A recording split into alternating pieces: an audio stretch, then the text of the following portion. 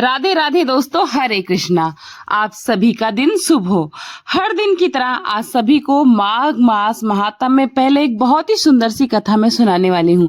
अगर आपको ये कथाएं अच्छी लगती हो तो वीडियो को लाइक करके कमेंट बॉक्स में भगवान के चरणों में एक हाजिरी जरूर लगा दिया करिए। चोखा मेला जी की कथा है। चोखा मेला जी महाराष्ट्र के एक ग्रस्त संत थे। वह बड़ी मेहनत गृह निर्माण कार्य में जो भी धन था उससे गुजारा किया करते थे, तो उनके पास बहुत ही कम रुपए होते थे। एक दिन अपने घर के ठाकुर जी की सेवा के लिए सब्जी लेने गए थे। उन्होंने देखा कि बाजार में बहुत सारे बड़े बड़े केले रखे हुए हैं। देखते ही उनके मन में भाव आया कि यह केले तो विट्ठल जी को बहुत अच्छे लगेंगे। अब उन्होंने जो भी रुपए उनके पास थे, जो केले सब्जी खरीदने के लिए लाए थे, उनसे उन्होंने अपने लिए सब्जी नहीं खरीदी, बल्कि उन्हीं पैसों से अपने ठाकुर जी के लिए केले खरीद लिए। उनको मंदिर के अंदर प्रवेश करने का अधिकार नहीं था, तो वो दरवाजे पर ही खड़े हुए आवाज लगाई कि विट्ठल भगवान जी को केले का भोग लगा दीजिए। एक सच्चे भक्त का भाव यही होना चाहिए। जो जो वस्तुएं उनके आराध्य को, उनके ठाकुर जी को, उनके भगवान को प्रिय होती है, वो उन्हें भी प्रिय होती हैं। और जो वस्तुएं उनके ठाकुर जी को प्रिय नहीं, उनका तो भक्तों को भी त्याग कर देना चाहिए। अब भगवान के कुछ सेवकों ने उन्हें धक्का मारकर बाहर निकाल दिया और उन्होंने कहा, तुम क्या समझते हो, 2-4 बार प्रभु का नाम ले लिया तो इतने बड़े भक्त हो जाओगे कि तुम्हारे हाथ का छुआ हुआ भोग भगवान पा लेंगे। चोखा मेला जी इस बात से बिल्कुल बुरा नहीं माने और उनके साथ जो दुर्व्यवहार हुआ वह एकांत में जाकर प्रभु से बातें करने लगे कि ठाकुर जी, मेरा अपमान हुआ, इस बात से मुझे कोई दुख नहीं है, लेकिन आपने ऐसा क्यों किया? मेरे हृदय में आप ही तो प्रेरणा हो और फल लेकर मेरे मन में आया कि आप खाना चाहते हो, तो मैं आपके लिए केले ले आया। मुझे ऐसी जगह पैदा ही क्यों किया जहां मैं आपकी सेवा नहीं कर सकता? आपको पसंद हो वो भी मैं आपको खिला नहीं सकता। उसके बाद फिर आपने खाने की चाह क्यों प्रकट की? मेरे मन में ऐसा भाव क्यों उत्पन्न किया? सब्जी ना खरीद कर आपके लिए मैं केला लेकर आया, तो फिर मैं इस शरीर को रखकर क्या करूंगा जो आपकी सेवा ना कर सके? यह आपकी सेवा करने के योग्य नहीं। आज से मेरा अन्न जल सब कुछ बंद, तो अब मैं इस शरीर को ही त्याग दूंगा। उन्होंने अपनी कुटिया का दरवाजा बंद कर लिया और निश्चय किया कि इस शरीर में अब ना अन्न डालेंगे और ना ही जल। अब जैसे ही मंदिर में ठाकुर जी को शयन कराया गया, ठाकुर जी वहां से बाहर निकले। ठाकुर जी ने चोखा मेला जी की कुटिया के बाहर जाकर उनका दरवाजा खटखटाया और फिर उन्होंने बड़ी ही अमृतम वाणी से चोखा मेला को आवाज लगाई। चोखा मेला जी एकदम आकर्षित हुए। उन्होंने अंदर से ही पूछा, कौन है? ठाकुर जी ने कहा, चोखा, बहुत भूख लगी है। अब जैसे ही दरवाजा खोला तो सामने नवल किशोर अवस्था के ठाकुर जी खड़े थे। आनंद समुद्र प्रभु को देखकर चोखा मेला आह भरकर रो पड़े। प्रभु ने कहा, यह रोने धोने का समय नहीं है, मुझे बहुत भूख लगी है। वो केले कहाँ हैं जो तुम मेरे लिए लेकर आए थे? चोखा मेला के पास जैसा भी था उन्होंने वैसा आसन बिछाया और कहा, पहले आप विराजे तो ठाकुर जी। और नहीं नहीं, आसन पर नहीं, तुम्हारी गोद में बैठूंगा। ठाकुर जी ने कहा, वो जो केले लाए थे ना, वो लेकर आओ, बहुत जोर से भूख लगी है। चोखा मेला जी बोले, हाँ प्रभु, मुझे अपमानित करके भगा दिया तो ऐसे ही रखा हुआ है वह। ठाकुर जी अब चोखा मेला जी की गोद में बैठकर केले खा रहे हैं। प्रभु बोले, आज जो स्वाद मिल रहा है वह तो मुझे मंदिर में लगाए हुए भोग में कभी मिला ही नहीं।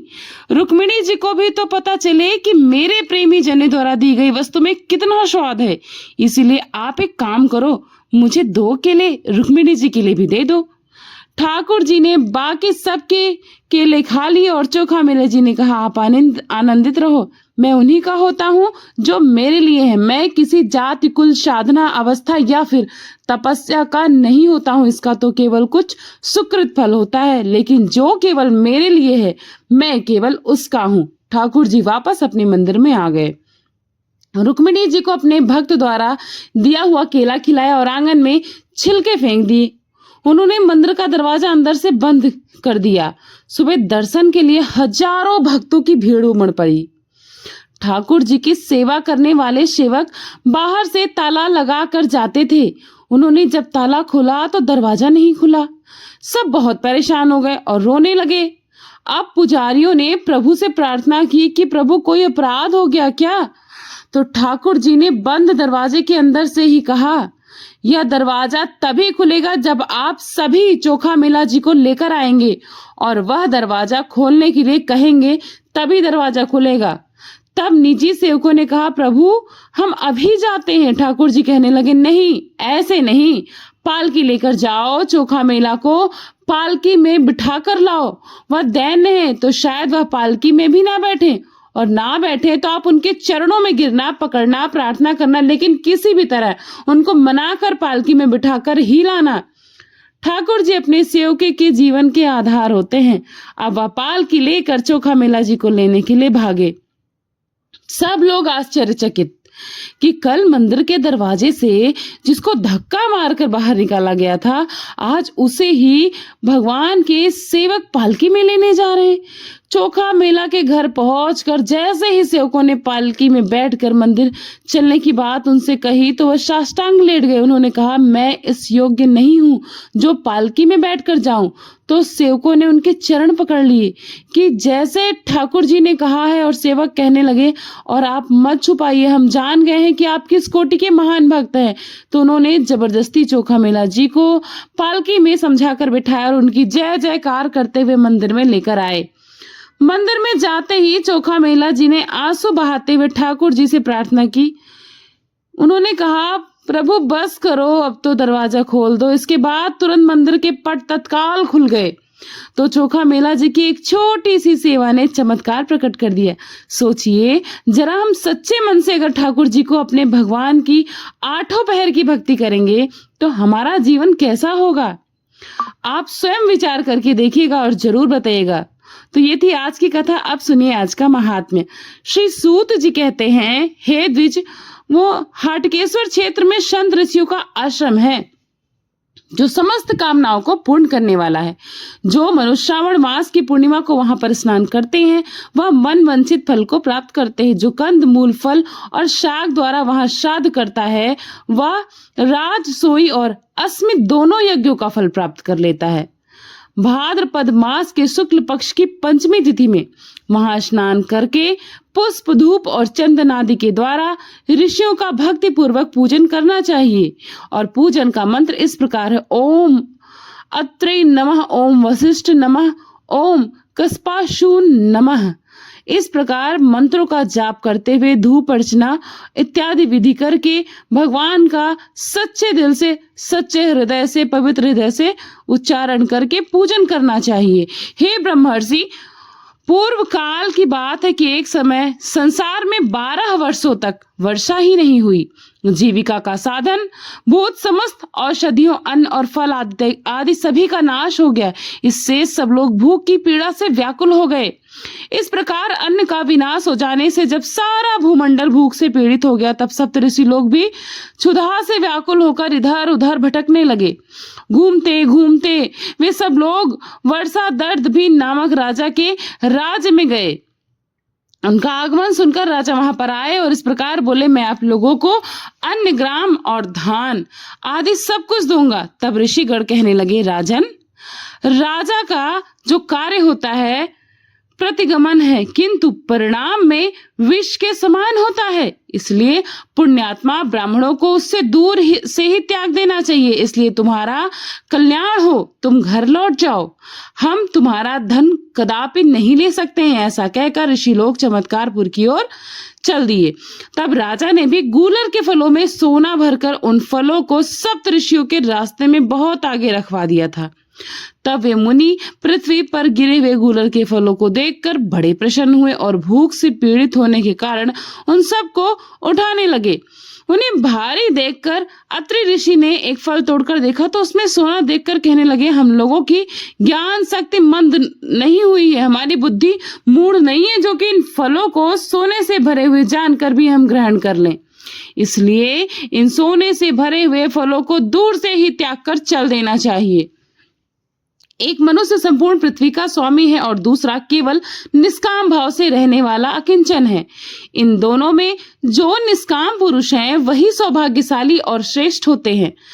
जन्म अग्नि मुनि बोले कि जो अधम ब्राह्मण धन पाकर शोक करने की जगह प्रसन्न होता है, वह मंद बुद्धि उससे होने वाले नरक को नहीं देखता। दान लेने में समर्थ होकर भी जो इससे निर्वित है, उन्हें वही लोक मिलता है जो दाताओं को मिलता है। कश्यप ऋषि कहने लगे, मुने, यह जो धन का संग्रह प्राप्त हुआ है सो महान अनर्थ रूप है, क्योंकि ऐश्वर्य से मोहित चित्त वाला मानव आत्म कल्याण से वंचित हो जाता है। भरद्वाज जी बोले, बुढ़ापे से जीर्ण होने वाले पुरुष के दांत और बाल जीर्ण हो जाते हैं, आंख और कान भी जीर्ण हो जाते हैं, परंतु उसकी तृष्णा तरुण हो जाती है, यानी कि लालच बढ़ जाती है। जैसे पूरे शरीर के बढ़ने के साथ साथ प्रत्येक अंग भी वृद्ध हो जाते हैं, उसी प्रकार मन को भी शांत हो जाना चाहिए। उसी प्रकार लालच भी धन के बढ़ने के साथ साथ बढ़ता जाता है। लेकिन गौतम ऋषि ने कहा, जिसका मन संतुष्ट है उसके लिए सर्वत्र संपत्तियां ही हैं। जिसने अब पैरों में जूता पहना है उसके लिए सारी पृथ्वी ही चमड़े से ढकी हुई है। संतोष रूपी अमृत से तृप्त हुए शांत चित्त वाले मनुष्य को जो सुख मिलता है, वह धन के लोभ में पड़कर इधर उधर दौड़ लगाने वाले लोगों को कहाँ मिल सकता है। संतोष सबसे महान दुख है। जिसको असंतोष है वो कभी सुखी नहीं हो सकता। संतोष ही महान सुख है, इसलिए सुख की इच्छा रखने वाले पुरुष सदैव संतुष्ट रहें। विश्वामित्र जी बोले, किसी वस्तु की इच्छा रखने वाले पुरुष की जब एक कामना पूरी हो जाती है, तब दूसरी वस्तु की तृष्णा उसे सताने लगती है, बाण के समान बांधने लगती है। वशिष्ठ जी ने कहा, कामना रखने वाला पुरुष सहस्त्र कामनाएं पाकर भी कभी संतुष्ट नहीं होता। जैसे घी की आहुति देने से अग्नि प्रज्वलित होती है, उसी प्रकार उसकी इच्छा रखने वाला पुरुष मोहग्रस्त होने के कारण भी कभी सुखी नहीं हो पाता। अरुंधति जी बोली, जैसे अनंत मृणाल तंतु कमल नाल में जाकर स्थित है, उसी प्रकार देहधारियों की देह में विद्यमान तृष्णा अनेक अनर्थ का आश्रय है। खोटी बुद्धि वालों के लिए जिसका त्याग करना बड़ा कठिन है। चंड जी बोली, हे स्वामी, लोग यह इस धन से सांप की तरह डरते हैं, तो मुझे भी उस धन से क्यों नहीं भय होगा। पशुमुख ने कहा, सदा धर्म परायण विद्वान पुरुष जैसा आचरण करते हैं, अपने हित की इच्छा रखने वाले विज्ञानी पुरुष भी वैसा ही आचरण उनको करना चाहिए। श्री सूत जी कहते हैं, ऐसा कहकर वे संतगण सोने से भरे हुए फलों को वहीं पर छोड़कर त्याग कर वहां से चले गए। उसके बाद उन्होंने चमत्कारपुर के क्षेत्र में प्रवेश किया। वहां पहुंचते ही उन्हें अचानक अपने सामने आया हुआ शुनोमुख नामक सन्यासी दिखाई दिया। तब उसी के साथ वे किसी वन के अंदर चल दी। वहां जाने पर उन सभी ने कमलों से सुशोभित एक सुंदर सरोवर देखा। तब भूख से पीड़ित होने के कारण उन्होंने पोखरे से बहुतेरे मृणाल निकाले और किनारे पर रखकर संध्या तर्पण आदि पुष्य कर्मों में लग गए।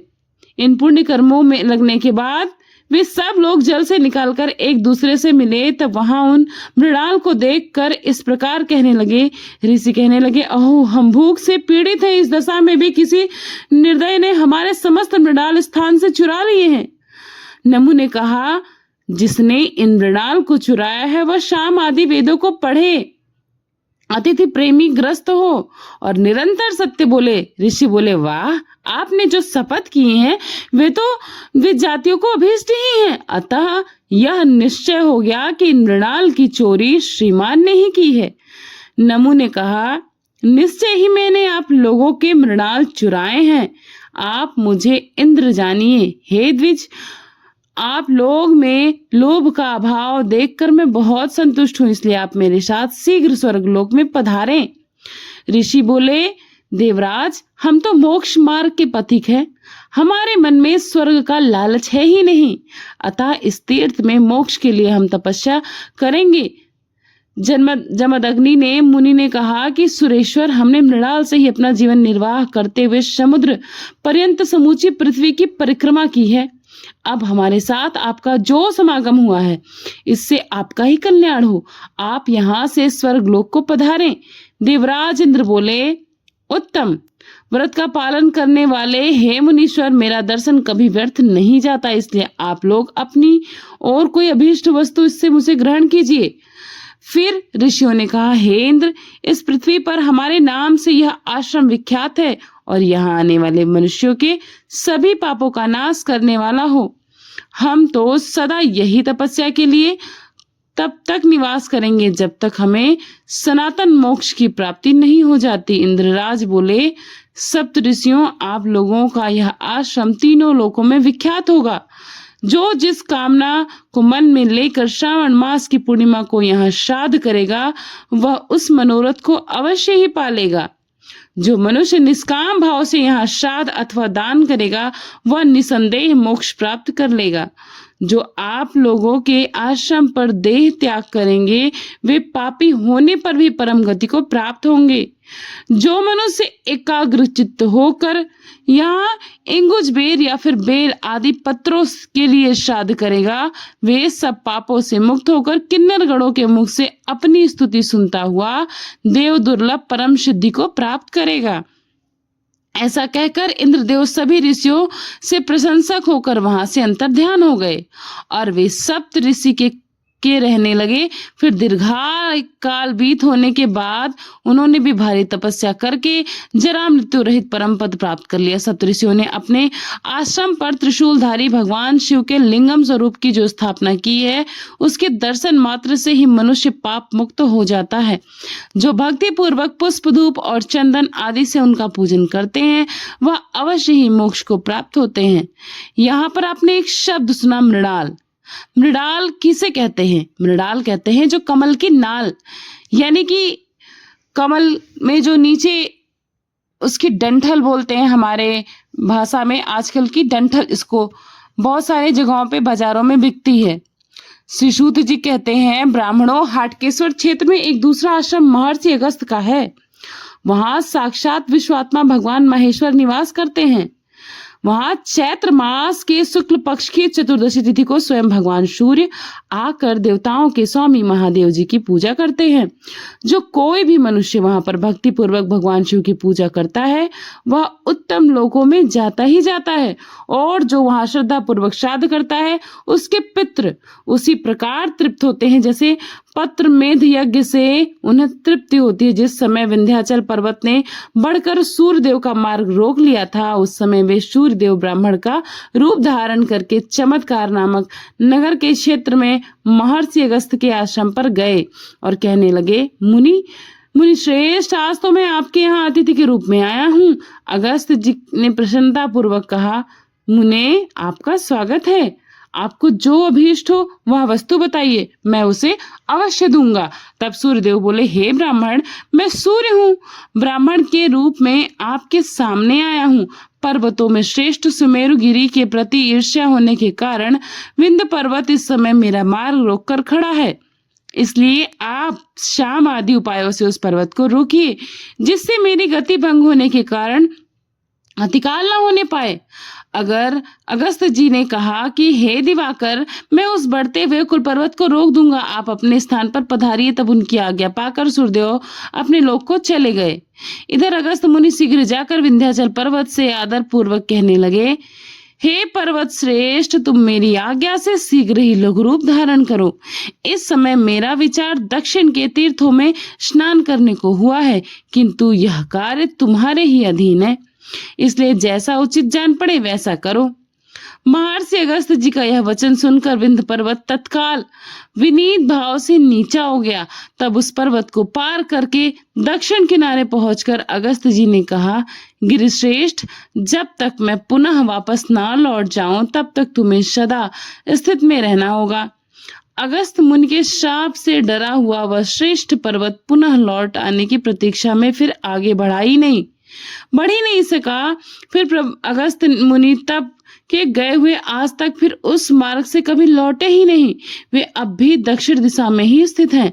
उन्होंने लोपामुद्रा को भी वहीं बुला लिया और सूर्यदेव का आवाहन करके आदर पूर्वक कहा, हे दिवाकर, आपके कहने से मैंने अपना आश्रम छोड़ दिया है, परंतु वहां मैंने जो शिवलिंग स्थापित किया है उसकी नित्य पूजा आपको अवश्य ही करनी चाहिए।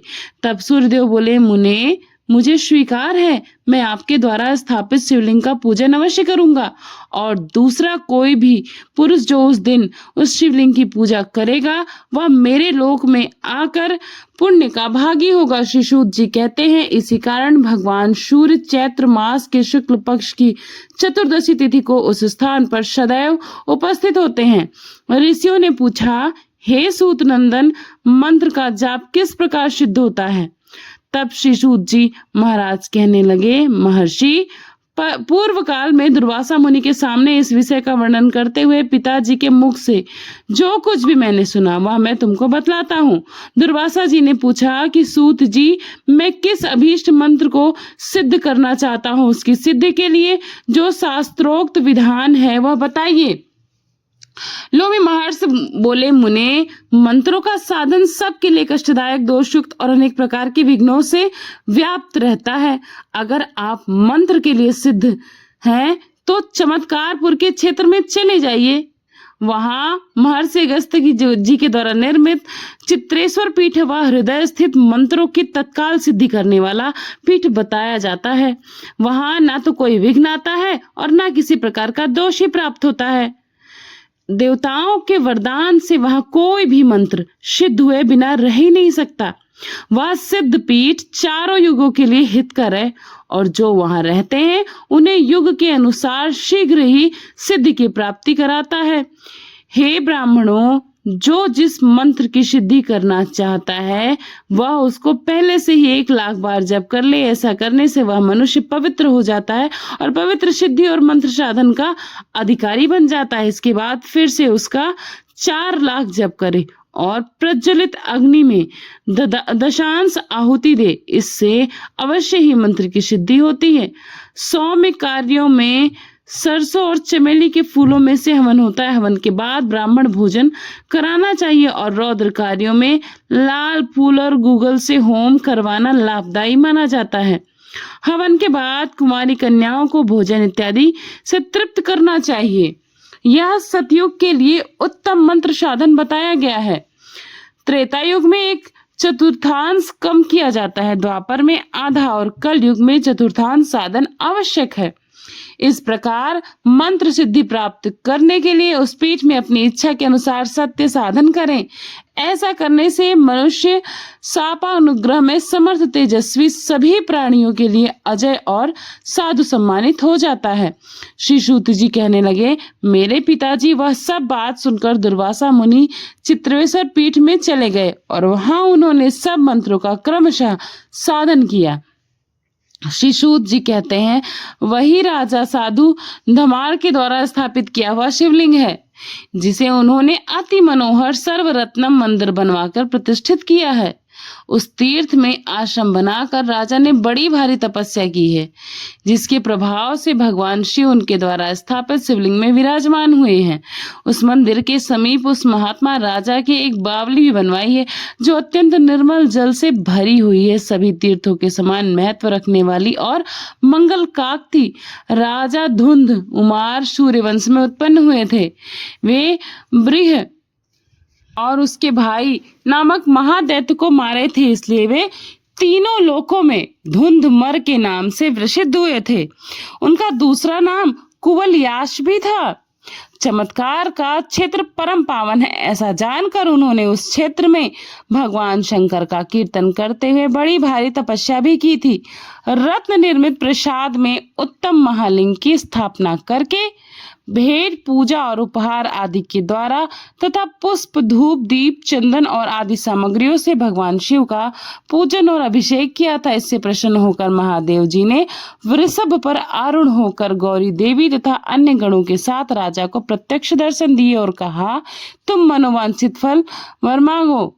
तब धुंधमर ने कहा कि हे संपूर्ण देवताओं, आप स्वामी हैं सबके भगवान शिव, आपकी कृपा पूर्वक इस लिंगम विग्रह में सदैव निवास करे। और श्री भगवान बोले, राजन, चैत्र मास के शुक्ल पक्ष की चतुर्दशी तिथि को मैं गौरी देवी के साथ सदैव यहाँ निवास करूंगा। उस समय इस बावली में स्नान करके जो मेरा दर्शन करेगा वह मेरे लोक में जाएगा।